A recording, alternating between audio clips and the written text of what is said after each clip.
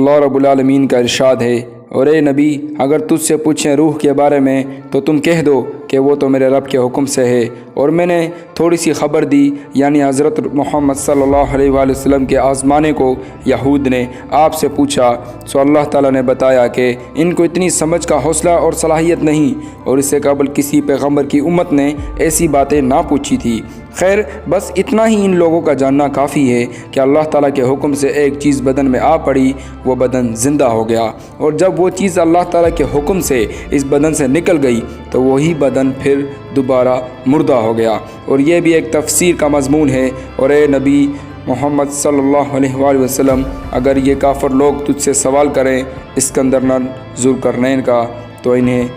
بتا دیجئے، جیسے کہ اللہ رب العزت کا ارشاد باری تعالیٰ ترجمہ، اور سوال کرتے ہیں تجھ سے ذوالقرنین کے بارے میں تو آپ کہہ دیجئے کہ ان قریب پڑھوں گا میں اوپر تمہارے اس میں کچھ مذکور، بے شک اللہ تعالیٰ نے اس سے قوت عطا کی تھی زمین میں، اور اس میں دنیا کے ہر راستے پر چلنے کی صلاحیت دی تھی، یعنی سر انجام سفر کا کرنے لگے، یہاں تک کہ جب پہنچا سورج ڈوبنے کی جگہ تو اس نے سورج کو ڈوبتا ہوا پایا ایک دلدل کی ندی میں، اور اس نے اس جگہ سے ایک قوم کو بھی پایا۔ اللہ تعالیٰ نے کہا، اے ذوالقرنین، یا یہ کہ عذاب کرے تو ان کو، یا یہ کہ پکڑے تو ان میں بھلائی۔ یہ سن کر ذوالقرنین بولا، جو شخص ظالم، بس البتہ عذاب کریں گے، ہم ان کو پھر پھیرا جائے گا اپنے پروردگار کی طرف، بس عذاب کرے گا اس کو عذاب بڑا، اور جو لوگ ایمان لائے اور اچھے عمل کیے بس ان لوگوں کے واسطے بطوریق جزا کے نیکی ہے، البتہ ہم کہیں گے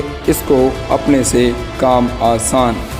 فائدہ، بس جو حاکم عادل ہو اس کی یہی راہ ہے کہ بروں کو سزا دے، ان کی برائیوں کی، اور بھلے لوگوں کو خدا کی طرف دعوت دیتا رہے۔ اس دعوت الی الحق کا یہ اثر ہوا کہ وہاں کے سب لوگ ان کے مطیع و فرمانبردار ہو گئے، اور ان لوگوں کی نوازشیں بھی کی، اور جو لوگ ان کے باغی رہے تو ان لوگوں کو جہنم دکھائی۔ اور یہ بھی کہہ دے، اسکندر ذوالقرنین کی نبوت اور بادشاہت میں بعض حضرات کو اختلاف ہے، اور بعضوں نے کہا ہے کہ اول بادشاہ تھے پھر اس کے بعد وہ نبی ہوئے، اور بعضوں نے کہا ہے کہ اول وہ نبی تھے پیچھے بادشاہت ہوئی، اور بعضوں نے اس پر دلیل قائم کی ہے کہ اگر اسکندر ذوالقرنین نبی نہ ہوتے تو خدا تعالیٰ قلنا یا ذوالقرنین کر کے خطاب کیوں فرماتے، لیکن جواب اس کا یہ ہی ہے کہ وہی الہامی تھی، جیسا کہ حضرت موسیٰ علیہ السلام کی ماں کو حق تعالیٰ نے فرمایا، اوحینا الی ام موسیٰ ان ارضیہ، الہام فرمایا تھا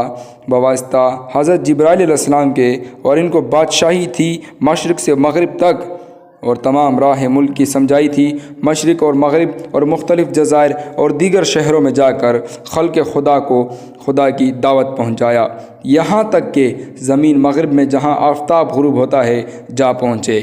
تو وہاں جا کر ایک شہر ایسا بھی پایا کہ اس کی 4 دیواری روئند کی تھی، اور اس کے اندر کسی طرف سے جانے کے واسطے کوئی راہ نہ تھی۔ آپ کے تمام لشکر اس کے ارد گرد پڑا رہا تھا، اور آپس میں کہہ رہے تھے کہ آخر اس کے اندر کس طرح جائیں۔ بہر تقدیر کسی حکمت عملی سے رسی اور کمند دیوار پر ڈال کر ایک آدمی کو اس دیوار سے پار کر دیا، اور وہ پھر کبھی نہ آیا۔ کچھ دیر کے بعد اس حکمت عملی سے دوسرے آدمی کو بھی دیوار پر چڑھایا، اور اس سے کہا، شاید اس طرف دہشت یا کچھ ہوگا، لہٰذا آگے مت جاؤ، اور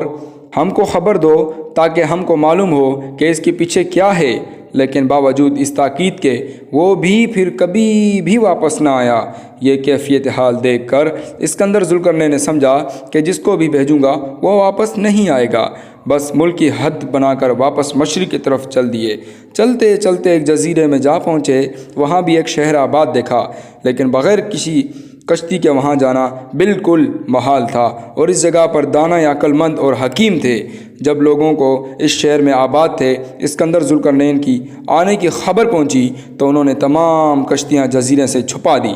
غرض اسکندر ذوالقرنین ماں اپنے لشکر کے برلب دریا چند روز تک ٹھہرے، اور یہ سوچتے رہے کہ کسی ہم حکمت عملی سے دریا عبور کر کے اس جزیرے میں جا اتریں۔ وہاں کے جو لوگ ان کو ملتے وہ اپنے جسمانی اعتبار سے بہت ہی دبلے تھے، اور ان سے پوچھتے، تمہاری دبلا پتلا ہونے کا کیا سبب ہے؟ اس کے جواب میں ان لوگوں نے اسکندر سے کہا، یہ ہمارے شہر کی غذا اور آب ہوا کا اثر ہے۔ پارٹ 3 جلد